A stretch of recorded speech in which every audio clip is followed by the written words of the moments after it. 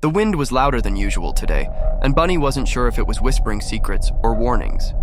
Leaves spun and danced in the air like tiny green butterflies, and the grass bent low as if bowing to something unseen.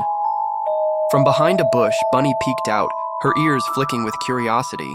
She usually loved the wind. It brought scents from faraway fields and sometimes even blew petals into her burrow. But today it felt different. A little wild, a little strange. As she hopped along the path, chasing a particularly twisty leaf that spun like a ribbon, Bunny heard a tiny sound. A quiet eep coming from the hollow of an old tree. She stopped and leaned closer.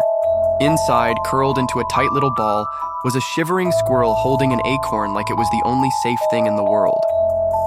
"I don't like the wind," he murmured. "It messes up my fur and it steals things." Bunny tilted her head gently. "What did it steal?" she asked. The squirrel looked down. "My courage," he whispered. Bunny smiled, not a big smile, just a small warm one, and said, "Then we'll get it back."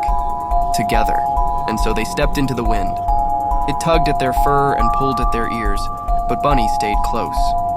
The squirrel, whose name was Nibbles, hesitated at first, but Bunny held out her paw. "Let's do one brave thing," she whispered. Together they chased the runaway acorn. They ducked under swaying branches, jumped over puddles, and even tumbled into a bush, laughing the whole way. Somewhere in the middle of all that, Nibbles forgot to be afraid. By the time the wind calmed and the sun peeked out from behind the clouds, Nibbles was standing on a tall rock, arms stretched wide, giggling with joy.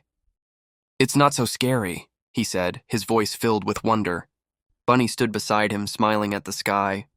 "Sometimes," she whispered, "the wind just wants to play."